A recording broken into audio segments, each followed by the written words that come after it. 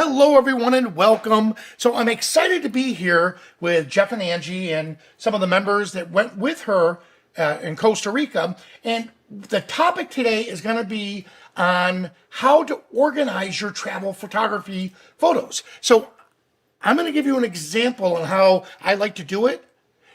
Keep in mind, it has to make sense to you. If it doesn't make sense, then pick something else. It has to make sense. So let me introduce our distinguished people here. Pull us up here. There we go. All right, and then where's my buddy? There's Jeff. I'm sorry, Jeff. Let me pin you. There we go. So I do have, well, Dale. Dale to be helping me facilitate this, and he's going to help moderate. We have Angie and we have Jeff. Welcome, you guys. Thanks so much for having us here today to do this special webinar. Thanks for joining us and helping us out. Yep. So here's a question. You went to Costa Rica, and how many people did you take with you? We had 8 women with us. It was an all girls and Jeff trip. Wow. So I saw the bird photos that you can, I'll show you guys those in a moment. Absolutely amazing. Compare that to what Jeff wanted me to do in Africa, where he's standing next to an elephant, and then there was another one with a lion or something, and they're like, "Oh, Vanelli, come on, you should be here right now." And that was when I couldn't walk, remember? So now I'm able to walk, and I'm tempted, Jeff. I'm tempted, but no offense. I think the one that you guys did in Costa Rica is more my speed. So, Angie, before we jump in, because you did a lot of traveling, give us some tips. Give us some tips on your gear and how you were able to travel with all of it. So I use just a regular suitcase for my carry-on, and I use those f-stop ICUs, and an extra large fits inside a standard 22-inch suitcase. And the reason I do that is because in the event that the airlines ask you to check your bag, you can pull that insert out and it fits underneath the seat or in the smaller overhead bins. That way your camera gear does not get checked. Nice. And Jeff, you travel like both of you do, but you travel all over Africa. You personally, what do you do? Pretty much the same thing as Angie. I use the f-stop little bag things that go inside a suitcase or a camera bag, rolling camera bag. Just got to be backed up for the fact that gate guards can be total jerks if they want to. I mean, we had to walk off of a first-class flight because of a guy not letting us check what they said was luggage that would fit, and we had to walk off because he wouldn't let us on the plane. Wow. Now, what lenses do you like to travel with? Just depends on where I'm going. I try to match the gear to the environment that we're going to be shooting in. I just got back from Ethiopia. I took a 24 to 105 and a 100 to 300, and that was it. Nice. And then Angie, for this trip in Costa Rica, what did you recommend for people to bring? So I took my 300 lens, but my 300 millimeter lens is f2.8, and I take my 1.4 and my 2-time teleconverter, and so I can get up to 600 millimeters with that. And then I think I also took my 4 to 8 with me on that trip as well, 400 to 800 millimeter, and I believe my 100 to 400 as well. Awesome. All right. Well, I'm going to start in real quick, and I'm going to just show everyone what we're going to be working with today. Keep this in mind, and I can't stress this over and over again, that it has to make sense to you. And as long as this makes sense to you, then you'll be able to just apply it a year from now, 2 years from now, 5 years from now. So the first thing is, I like to make a master folder. And in this case here, the master folder is going to be called underscore photography. Now, I put underscore in front of it because it helps push it all the way to the top of the list on my when I'm browsing, and I know exactly what the master folders are. I have one underscore modeling, underscore, let's say macro photography, and all the way down through. The second part I like to do is the location. So if it's Costa Rica, or if it's Iceland, or if it's Scotland, I like to put that in so I could quickly just look at my system level, at the system level, not in Luminar Neo, not in other programs. It's at the system level. I can see exactly where my images are. And then I do like to give it a name, like in this case here, the year 2026. It was Jeff and Angie's Adventure. That is going to be the folder name. Now for the file, I like to have it like Costa Rica underscore. I like to put the year, the month, and the day, and then the number. And that 4-digit code, or I know Sony, I think is 5 or 6. That is assigned to you by the camera itself. And then last, the final step is once it's done, export that image. Export it. So this way, if something ever happens to your catalog, you're able to have the image itself completed. And then if you have to, because you'll have the original, you can always go back and re-edit it if you have to. All right, so that, let me get back there. So that gives you an idea of how I do my structure. All right, now let me get to my Luminar. And yes, Angie, I'm looking at these shots and I really wish I took them. So these are Angie's images. So here we are, once again, travel photography. In fact, just so you can see it, I'm going to right click and I'm going to show it in Explorer or show it in Finder. Now, Angie gave me something like 60 gigs, if not more, of zip files. So it was way too many for me to download. But here it is, underscore photography. That's my main folder. Then inside here, I have my travel. Then Costa Rica. And here we are. There's my complete folder. And then Jeff and Angie's Adventure. And then here's all of her images. And then I did rename them, but I kept the 4-digit, well, in this case here, what is it? 2, 4, 6-digit. I kept the 6-digit number because then this way, if I ever have to go back to it, I don't have to worry about the names. What if I misspell the name? Here, I just put that code in, and then it finds it. All right. So with that being said, now you have to see how I organized it, and keep this in mind. I like to organize at the system level. What I mean by that is this: I take the memory card out, put it in my computer. At that point, I copy everything from the memory card. Luminar Neo is not even open yet, onto my computer in that folder. It's in the folder. I rename them, batch rename, whatever you have to do. Now you have it set on your system. Here's the cool part with Luminar Neo. Because it's an active folder, that means that if I put underscore photography like this in my Luminar Neo catalog, it automatically finds it, and here it is. Now, let me show you this real quick. To create that catalog, you'll come to the File, Catalog, and then here, if it's the first time you're making it, you would click New. If you want to open up a recent one, it's down here. But let's just go to a new file for a moment. Where do you store your file, your catalogs? Now, there's two schools of thoughts here. You could do one gigantic catalog of all your images.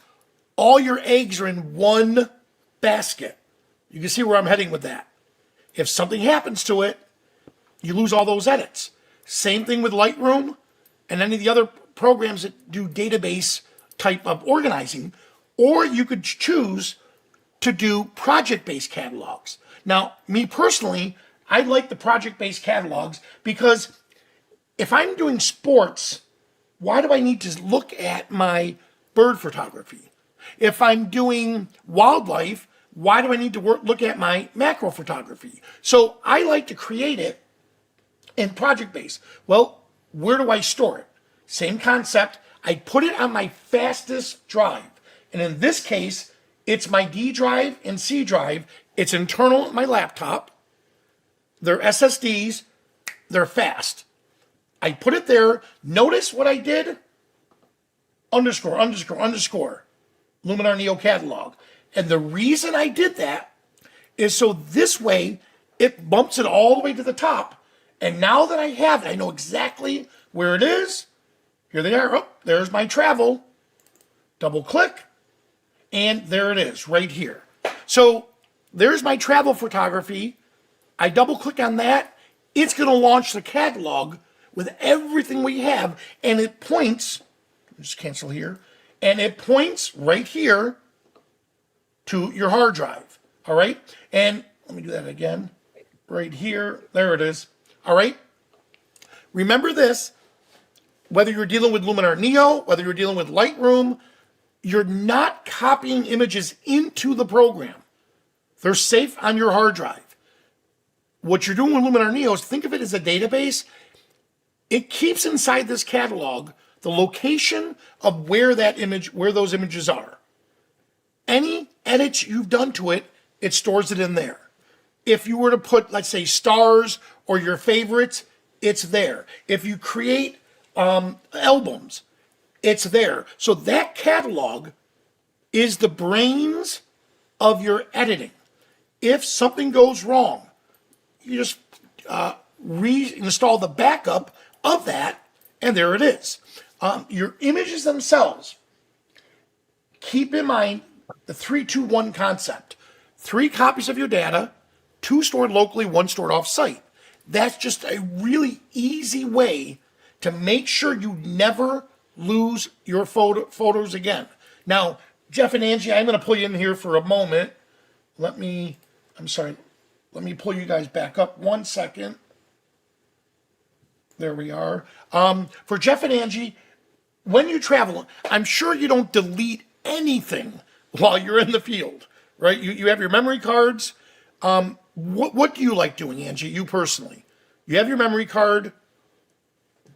So I run 2 terabyte cards in my camera, and I don't download anything until I start seeing numbers start disappearing in the viewfinder, because it says it stores like 9,999 plus images.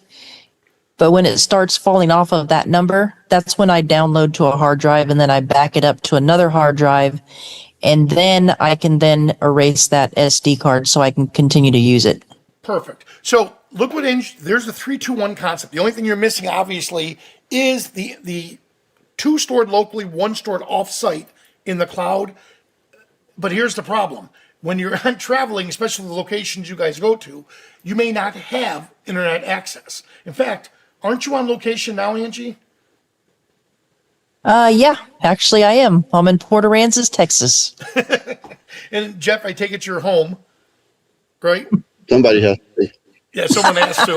That takes care of the dogs. So with that being there, you have the images on your memory card. Most of the time you don't have to delete them, but you still back them up to your hard drives. And I'm sure you don't keep those same hard drives right next to each other.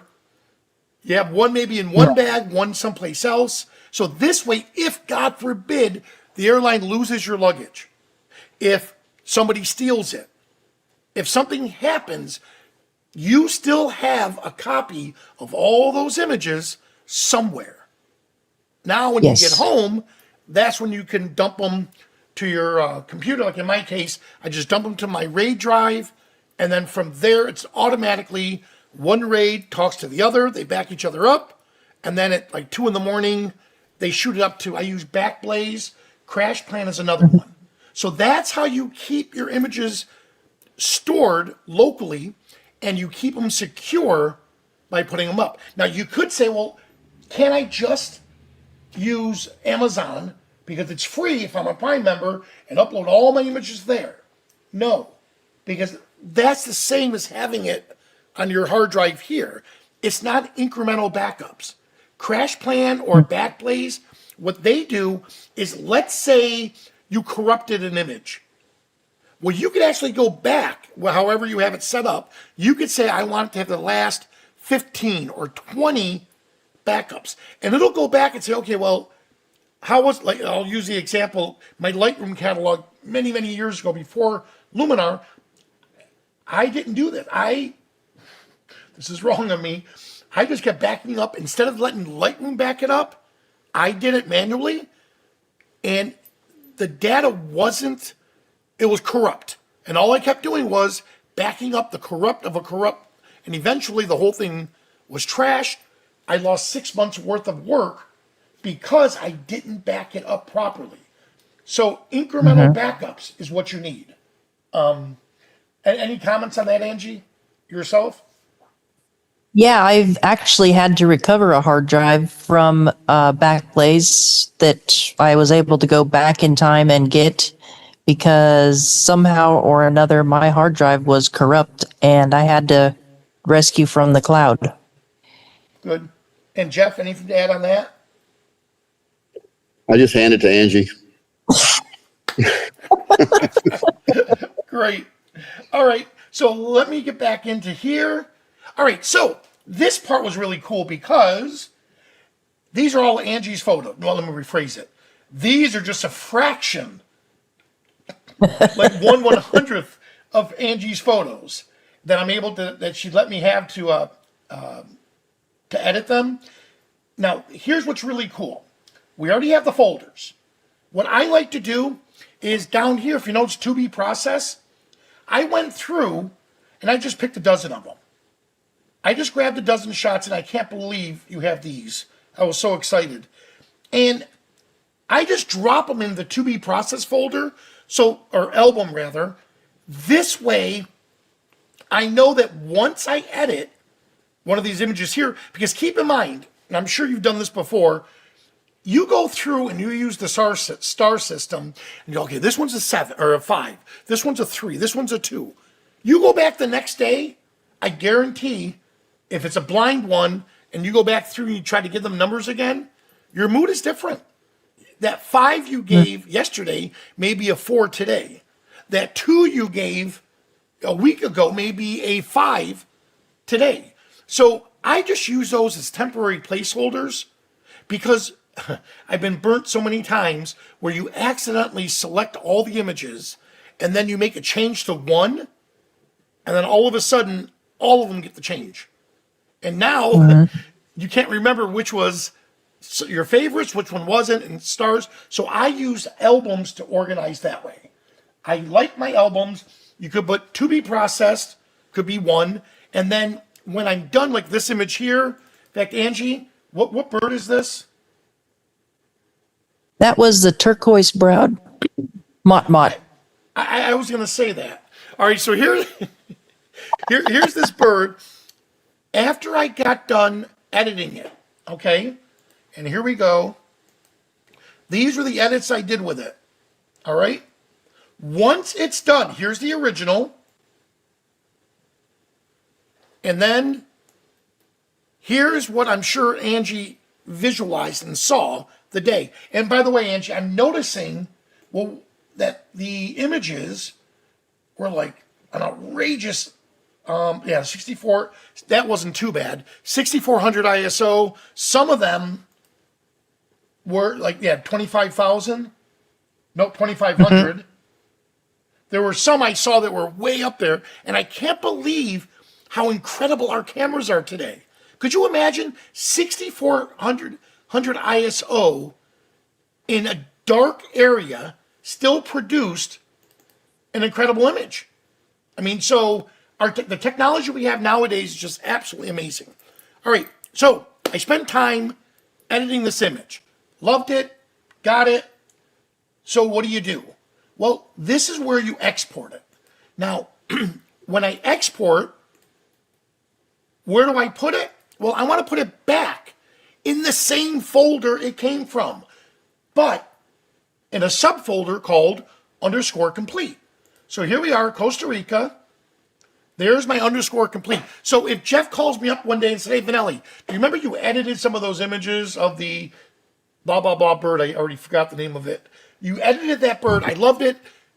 Could you send me that copy? I just have to come here. Oh, yeah, Costa Rica. These are all the completed ones I have. And then, well, because we're doing a select, then I can pick it and go from there. All right? So that's where I put it. Now, I do like Adobe RGB. I like to leave it at actual size. JPEG is fine unless you plan on doing some major editing with that later on. You can save it as a TIFF. If I'm not mistaken, Angie, when you were at Imaging USA, I loved it. You and a few others had these huge pictures. And then Jeff Dooley was another one, right? Oh, Kevin Dooley, yeah. Yeah, Kevin Dooley. Kevin had this billboard size image, and it was just absolutely amazing. That's where you need to get every pixel possible. But also remember, if you're looking at something 60, 70 feet away, it doesn't have to be 300 PPI, pixels per inch. It doesn't have to be, because at that distance, it blends it. So a good rule of thumb, in my opinion, is just save it back to the original size. Like in this case here, 4,000 by 6,000 is more than enough to print a 16 by 20 print, sometimes a 24 by 30, and so on. If you absolutely need to, you can always put it into upscale, and that'll make it even larger. All right? So here's the image. I love it. Came down here, saved it as a preset. Now, Angie and Jeff are going to let you guys have these presets here. Now, for those people that are watching now on YouTube, in fact, let me pull this up right here. Here is, let's see if I have that. Oh, there it goes. Oh, I know why I'm here. Let me get that out of there. There we are. All right. That link right there goes to their website. Please just take a screenshot of that or use your phone to snag it. What that's going to do for you is you could sign up, or I think their newsletter, or on the website you could ask questions. In fact, where's your website? I have it right here. There it is. Let me hide this. There it goes. Yep, and right there where you can send a message to them, they'll send you these presets. So the presets that I created, Hidden Branch, Canopy Light, Jungle Perch. This one was done with Jungle Perch. All right? What I want to do is I want to show you how I did it, and then you could recreate it. So here's a good example. That Jungle Perch, let me just duplicate it. So I'm going to create a virtual copy. And the reason why I'm creating a virtual copy is so the original that I edited is untouched. So here we are. I am going to take this and adjustment, revert to original. So there's the original image that Angie took. Here's the preset I created, and then I'll show you how I created it and how you could do it too. I came in here, Jungle Perch. All right. Now, here's what's really cool about creating a preset. Once you create the preset, you can go back later and go, you know what? Maybe I don't want it at 100%. Maybe I'm going to scale it down a little bit. Right about there is pretty good. And there you have it. So you don't have to always keep it at 100%. But look at that. Let's get back to it. So now that I have it set, let's go to edit. And we'll give it a moment. You'll see down here when it's processing, it's telling you, hey, look, we are processing the image. Once I have it set, then you'll see it on the screen. If you're running other programs that are memory hogs, if you're doing major edits like this, shut everything down. In this case, I can't shut down our vMix, and I can't shut down Zoom. So yes, it is going to tax the hard drive or the computer and the GPU. So I'm going to let it do its thing for a moment and be patient. Once I have it, if I come over here to edits, think of edits as your history. All right. So think of edits here as your history, and these are the tools I used to create the look that we're going for. All right. Now there we have it, and I don't think I put it to 100%. All right. So now that I did that with you, how did I start out with it? All right. Yeah, this one's gonna take a little bit. Let me get back to it here. There we go. All right. What I did was this. I went to presets, and instead of using my preset, I just thought, you know what? Here's a couple different ones. In fact, usually this gives you here for this photo, looks at this image, and it actually gives you its recommendations on what it thinks would look pretty cool, with this shot here. You don't have to stick to it. I can go to my purchases, or I can make my own presets. But I did come in, let me see which one did I use originally. If not, Savannah's. Here we go. So I just grabbed some of the presets I already had. And this one here, I'm not sure if the Skylink team created these, but I just went through and just started looking like, black and white. I love it, but not in this case here. But I just went through. Oh, that's a nice one. Yeah, this wasn't the original one, but I'll stick to this. So you click on a base. But here's the cool part. You take that base and you can add to it. You could look at this and say, I really like this, but I still think it needs more finessing. All right, well, great. Bring it into the edit. And then once we have it into the edit, here we go. What else does it need? Well, I know, like we said earlier, it definitely needs more of the noiseless AI. So let's go to edit. And because it's a raw file, I'm going to go to the very bottom. And here, yep, you even guessed it. It needs high. I'm going to apply it. Let's look at before and after. I'll zoom in. Here's the original. Oh, Noiseless did a great job. All right, let's see what it did here with raw. Okay, look at the different. Let me zoom out a little bit. I'm going to bump up the shadows just a little bit. The black tones, I'm going to make them a little richer. All right, and then structure is, let's see what it's doing here. It's going to give that little depth, extra depth to the image. Look at that. And then Enhance AI is one of my best friends because that's going to automatically improve color, detail, tone, and depth of an image. Look at that. And then Landscape. Dehaze is great. Let's see what it's doing. Just a subtle change. We'll look again. Ready? Give it a moment.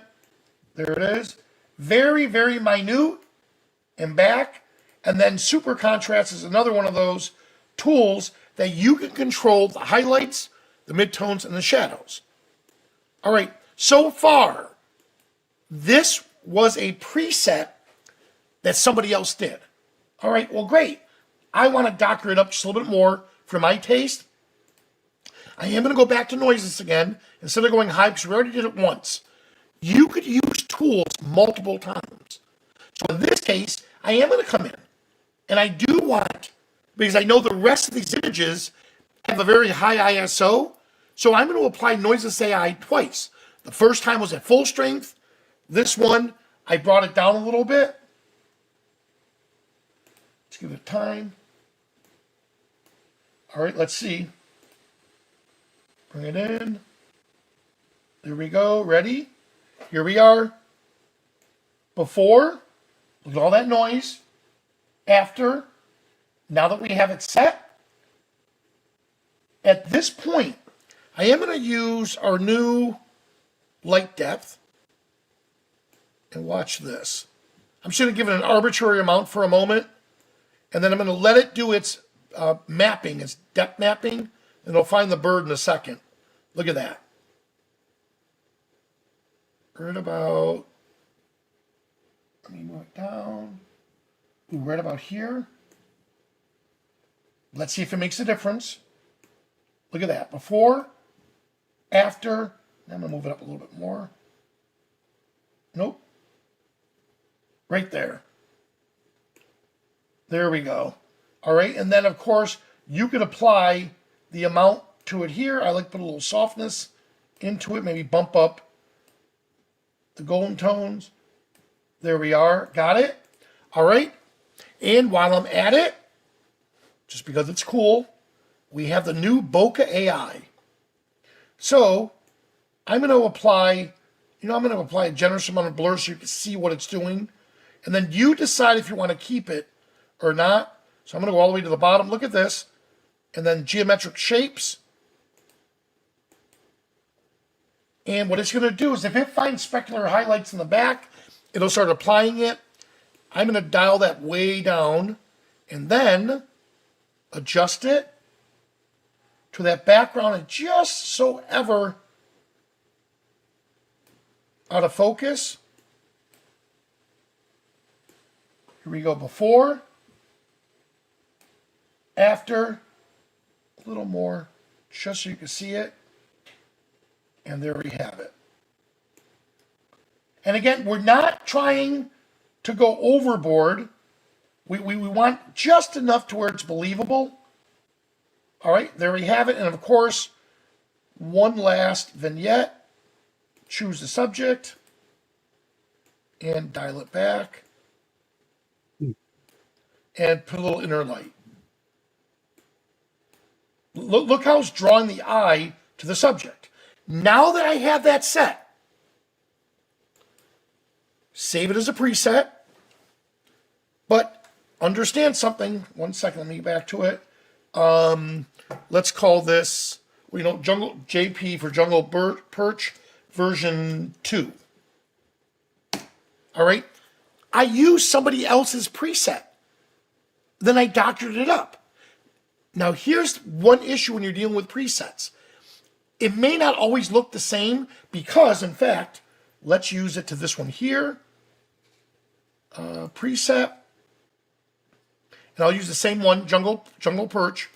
Now, when we do this, do you remember when we did that vignette?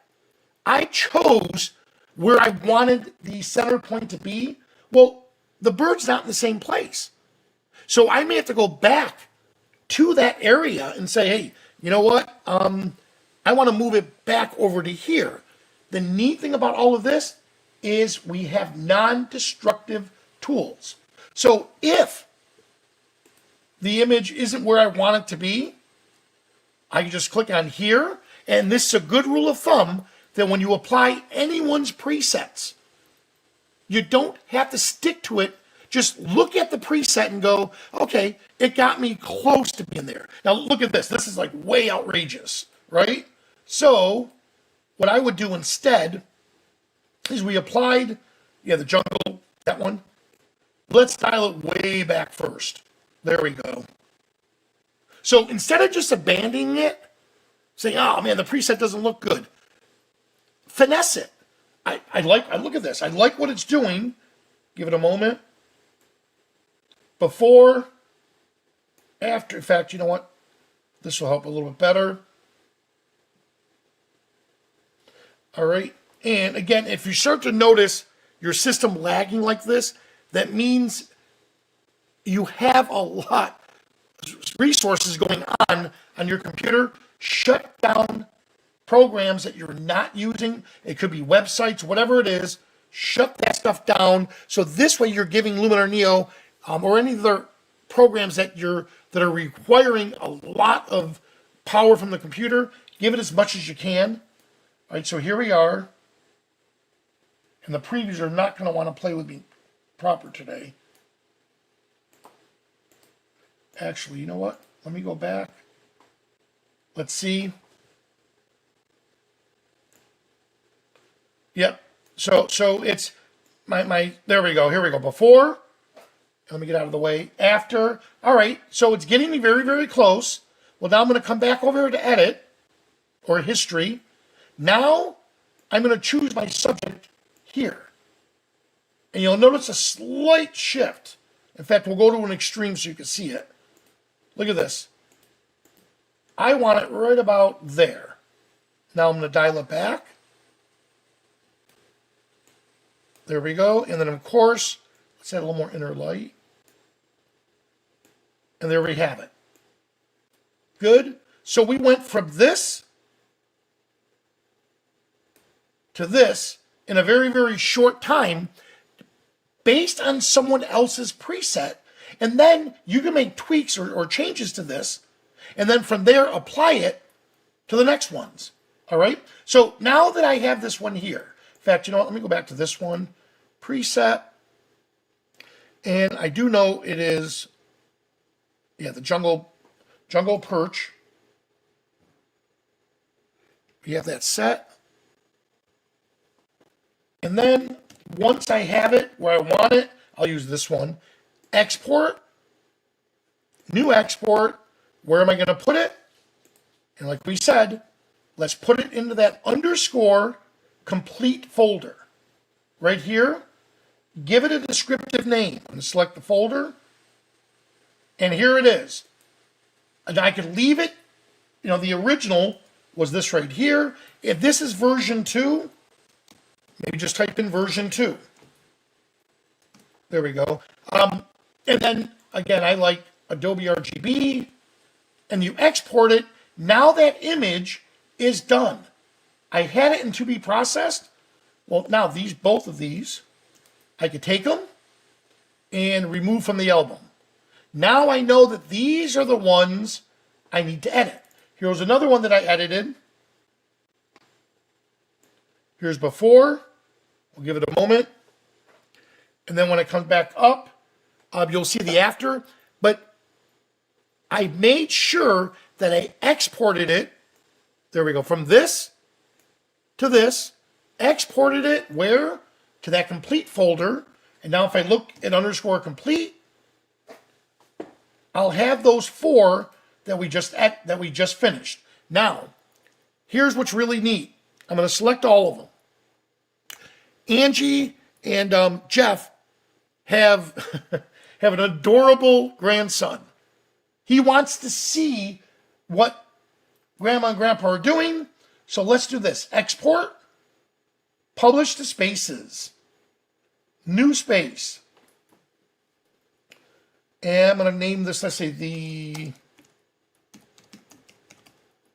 Adventures of Jeff and Angie. All right, or you can name it, you know, my Costa Rica trip. Whatever it is, publish. And once it exports everything over to it, Jeff and Angie are on location. They do this, they pick up their phone, and if they look at Luminar Neo on their phone, they're going to find this here. Click, and there it is, The Adventures of Jeff and Angie. Now I have it on my phone. So could you imagine sending this, they send this to their grandson in real time. They could take the shots, dump them to their phone, do some slight edits, save a couple presets on their phone, shoot it off into the spaces, and now they can share that to everyone. And when they get back to civilization, they can launch Luminar Neo, and inside there are going to be the changes they made on the phone will be inside Luminar Neo. They can pick up where they left off.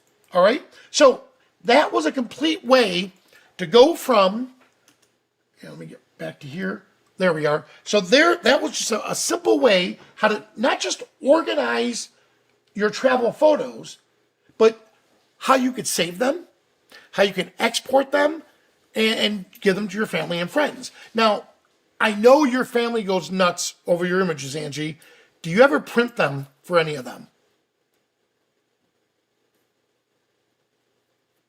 Oh, you're muted. Unmute. Yes. Yes, I do print my prints and I give them to my grandson and his family and also our son and my mom and dad. And think about that.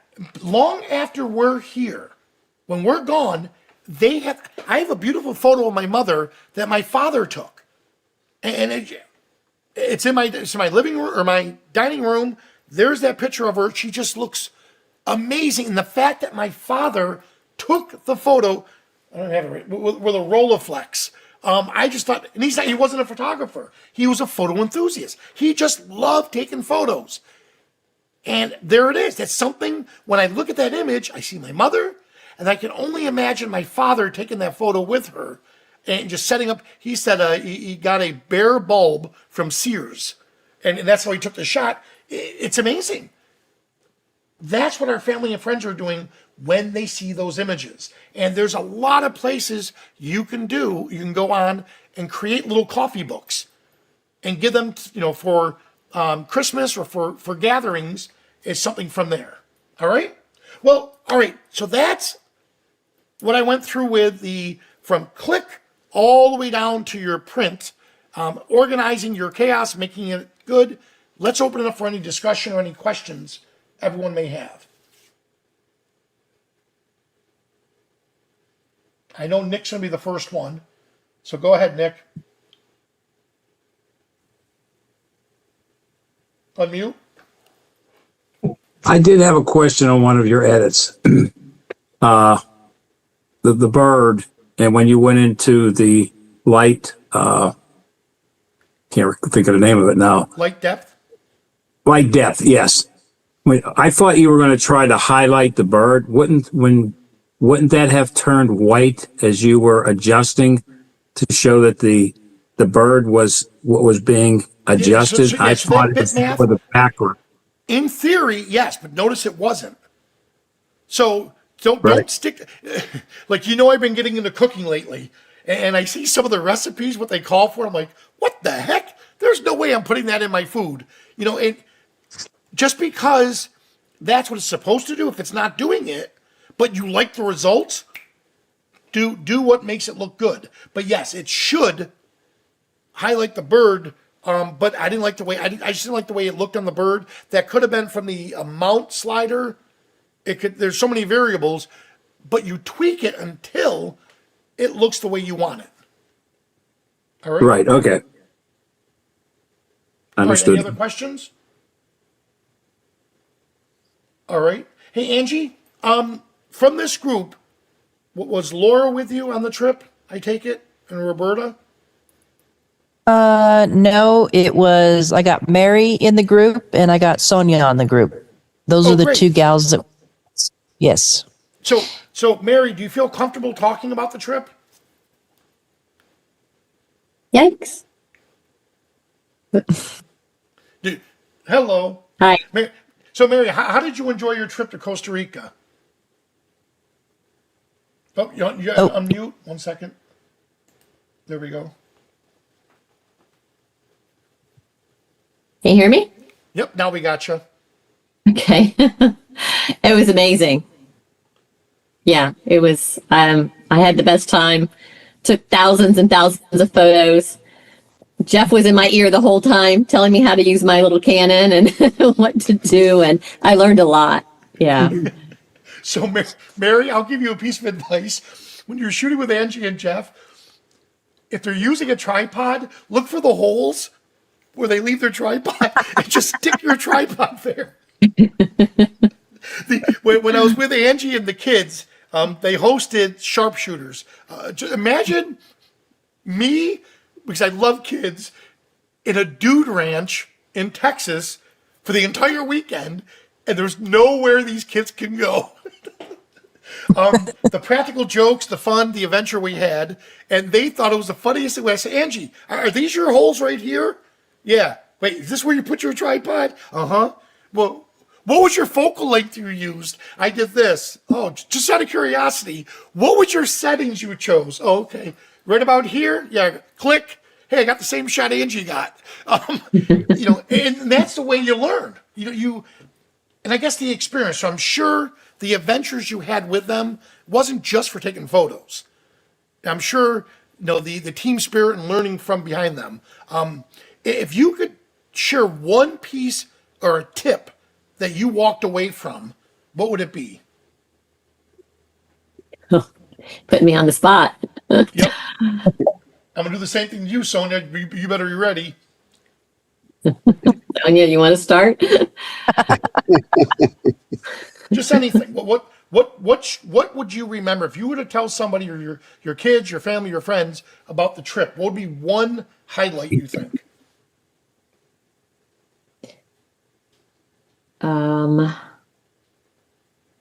I mean, help you. there were so many How aspects was it because when it you was saw like the everything birds? I learned with photography, and then it was our group that was amazing. Okay. And then it was the different places we went. Like I would say that, like the cloud forest and the hummingbirds everywhere. And it was just so beautiful.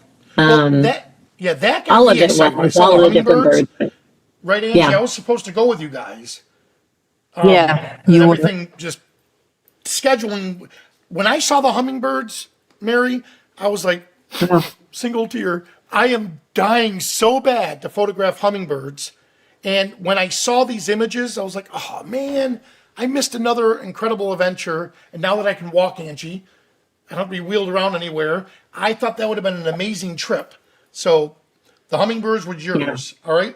Well, let's put And so Sonia on many the spot. different, yeah, we did so many different things like the hummingbirds and then the nectar bats at night. I mean, you don't really know what you're going to get. And it's like and then you go back and you're like, oh my gosh, I got these really amazing shots. You couldn't even really see the bats. And then when you get the image and their little tongues are sticking out and yeah. So there was a lot of different things that we did the whole time, Now, that we Angie, tried do you see what she just did techniques there? and yeah. Do you see what she just? I told her how much I missed it. I wanted to go, and so what did she do? She poured salt in my open wound. Did you see that? Thank you, Mary. All right. And by the way, for those of you, this is their website, and then you click on this link right there. And what's neat is for all of those that went on the trip with Jeff and Angie, Luminar Neo was included in your travel. So you have it, and I hope you're using it and see how powerful it could be. All right. So we have that. And then let's get Sonia up here. I just want to say, good job, Mary, bugging Vanelli.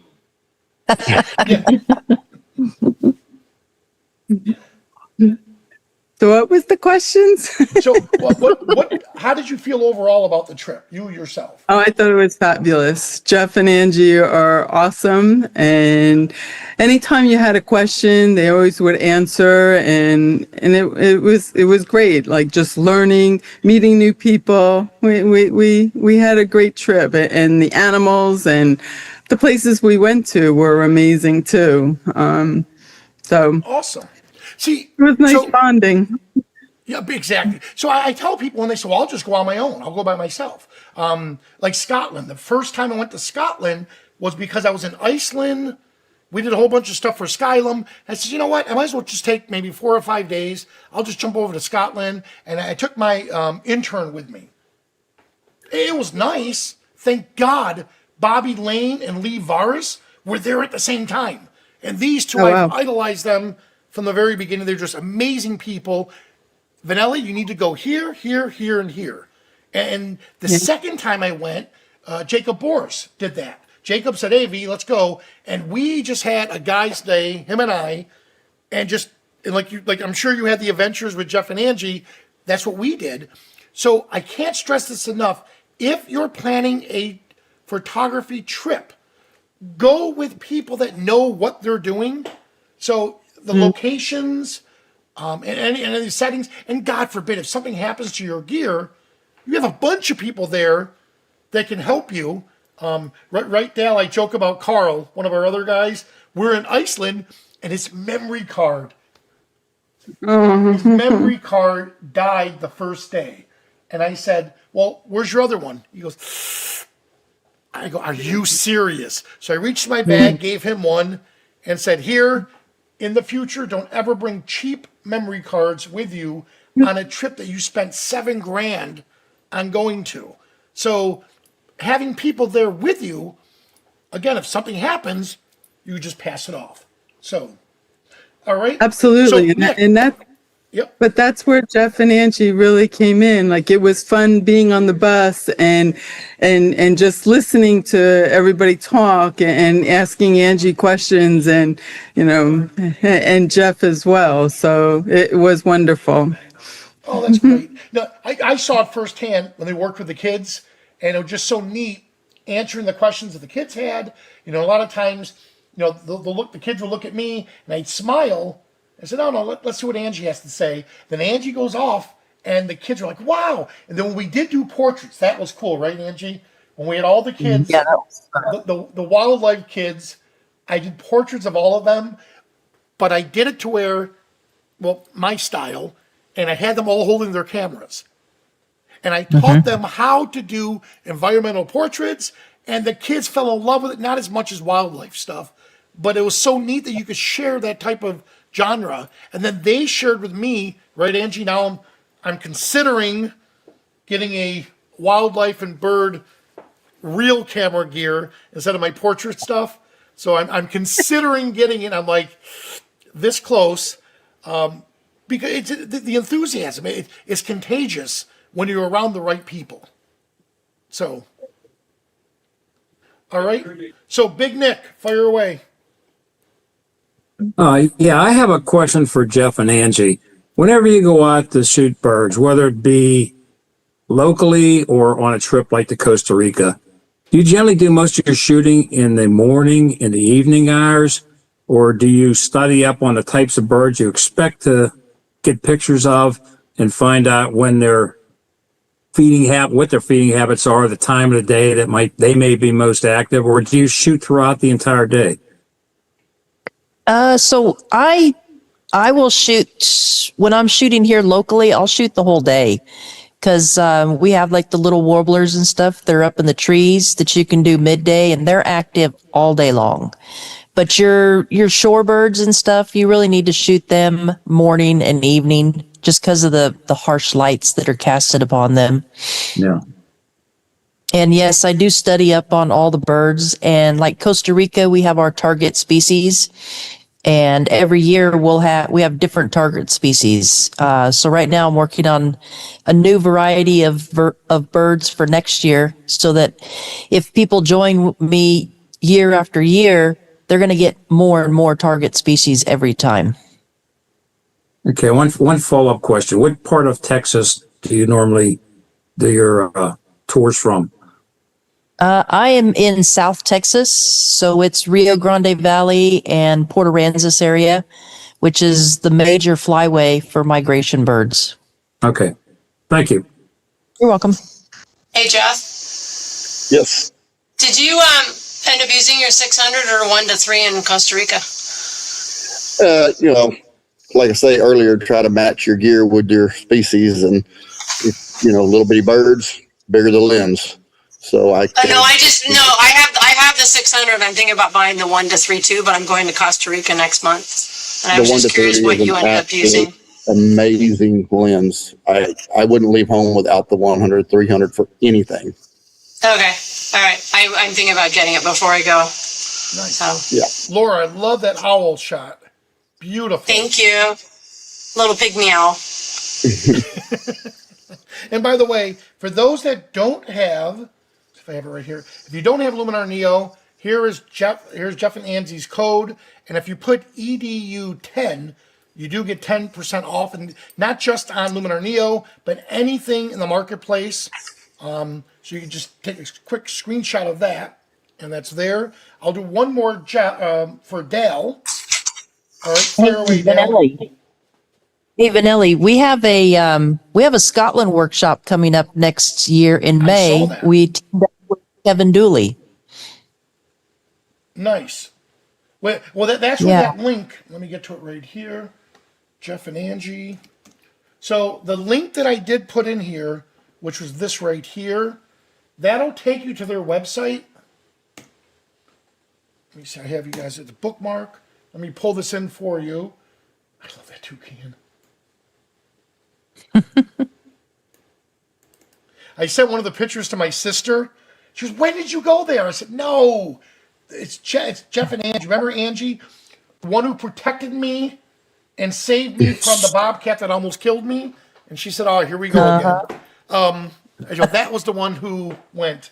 So here's their website, and yes, if you click on reserve your spot, I did see that, Angie, where Okay. I love your Alaska ones coming up soon. And then when I saw Scotland, because you know what I want to do for Skylum with Scotland. No, I don't think I know. Yes, I want to rent a Scottish castle. There it is. Oh, yeah, yeah. Yep, I want to rent a Scottish castle. And could you imagine us doing, well, us being in the castle the entire time, going out to environmental portraits, environmental shots, and then, of course, the beautiful castles and the scenic. I love to have a model coming out of the castle in a horse and just do some really amazing shots like that. And then get the Highlanders to come in and reenact battle scenes.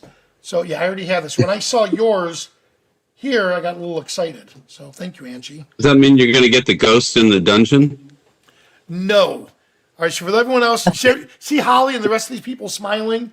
All right, Sonia, Mary, and the rest of you, I may look big and tough. I'm not. When it comes to ghost, karate cannot stop a ghost. And Holly left me in this, what was it, Eastern State Penitentiary. We were photographing the barber's chair where Al Capone and all them were in. And the place is supposed to be, yeah, it is. The place is haunted. I'm photographing, and Fuji gave me a camera to experiment with. And I'm photographing. I go, oh my God. I go, Holly, this looks like a ghost face. Holly? Holly? And she was gone. I bolted out of there as fast as I could. And she's like, what's wrong with you? I go, oh, look. She goes, hey, that looks like a ghost face. I'm like, and why did you take off on me? So, no, Dale, we will not be looking at dungeons in case there's any ghosts down there. Darn. So, all right, Dale, you had a question? Okay, well, I do for Angie and Jeff. Angie, when I had you on the show, you got to share about the patience required to get your initial bear shot. And I don't remember how many years it was. But my question to you is, I do not require the same patience to get bird shots, right? No.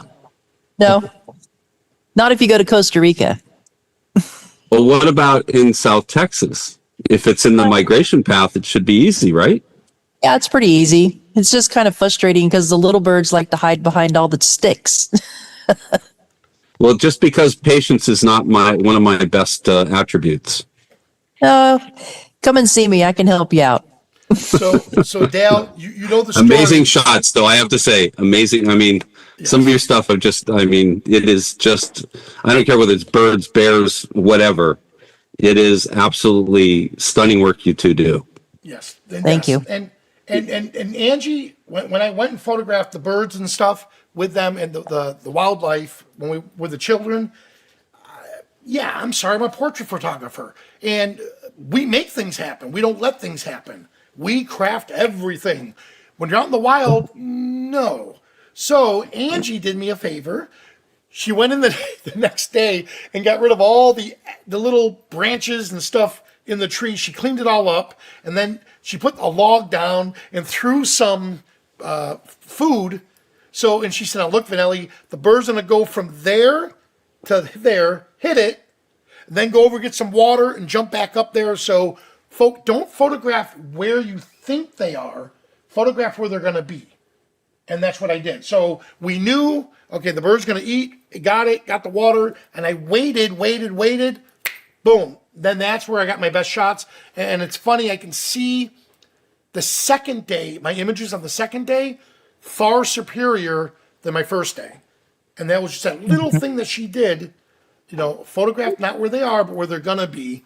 That little mindset is what helped me. So thank you for that. All right. Yes, that's what I set up the bird blinds. The birds will go where we want them to go. We manipulate them. Yes. All right, everyone. Any other questions for these two? So, is that considered posing? It's what? considered convincing. Well, that makes Vanelli an actual portrait photographer when he's doing the birds. Yes. Benelli, when you publish your photos there, it just went to your phone? Yep. It doesn't go to a website. It goes to the internet. So you guys have this already with Luminar. If you go to export, and then publish spaces. Now, right here, there's the Adventures of Jeff and Angie. Well, so from now on, when I edit any more of her images, I could just export them to this right here and watch what's going to happen. It's exporting, and I could have done it on the bottom, make it easier. Uploaded the images. Now it's on my space. So if I open up my web browser, there they are. And the neat thing about this is I can share them either on Facebook, Twitter, or I could copy the link, and then I could send that off to family or friends, and now they just put that in, and they're able to see the same thing I have here. I did that with my sister this morning because I did a photo shoot of my sister and her boyfriend. They came to visit, and she goes, wait, Robbie, could you edit this image and this image? I did, and just put it there and said, Maria, it's already in your portfolio. Now I don't have to export it to a Google Drive or anything like that. And then I could do it from my phone. I have it and it's there. So it goes to your website. It's a gallery. It's a web gallery page. Skylum, it goes to the servers, but it's under your account. So nobody sees it except the link that you give them. So if you want it to be private, just give that link to your family and friends. Do not, if you don't want people to see it, you know, the general public, then don't do it because it's not a secure link. Okay, thank you. But Sonia, it's an individual web gallery. So it's not like a website where there's menus. It's just a gallery with all those images that can be shared anywhere. And then when you go into Spaces, as Vanelli did, and do another one, you would end up with the same thing with another gallery. And is there a size limit? Do you have to make your file small or? No, it does it for you. You're so funny, Sonia. Our team, our engineers said, these are the questions people are going to ask. No, they're not. Photographers, we're creatives. We don't care about that stuff. Then all of a sudden, usually they were engineers or doctors. They had that analytical thinking. Well, what's the max I could do or I could upload to this? So the neat thing to put it, just look at that as a temporary place to showcase your images. That's not some place I'd want to have my portfolio. If this were my business, I wouldn't want to just put that up as a business. It's a great place just for you to share your photos to your phone, to your family, your friends, and social media. Yeah, no, that's great. Thank you. And it saves a lot of hassle. Like I just had my cousin go to the Caribbean, and what he did was text me a bunch of images, and then he texts the next person, then he texts the next person. Yeah. Just let me put it in a gallery for you. Yeah. Mm-hmm. Oh, that's nice. Smart idea. All right. Well, guys, if there's no other questions, I want to thank you guys. And Angie and Jeff, as always, thank you. Incredible educators, great people. And I'm so glad that you're spreading your knowledge, not just to the kids, which was always amazing, but you're doing it with the adults. You're doing it, at workshops, at Imaging USA, teaching conferences. I can't thank you guys enough for keeping the photography world strong and solid. All right? Thanks. Well, thank you. Thank you, everyone. I'm going to do a quick sign off, and I'll be right back. So for everyone else, thanks so much for joining us. This was a great time to work with Angie and Jeff. Please, if you have any questions, you can reach them here at this address. For all of you that are watching on YouTube, thanks so much for joining us, and we'll see you at one of our next adventures. Thank you, Vanelli. Thanks, Vanelli.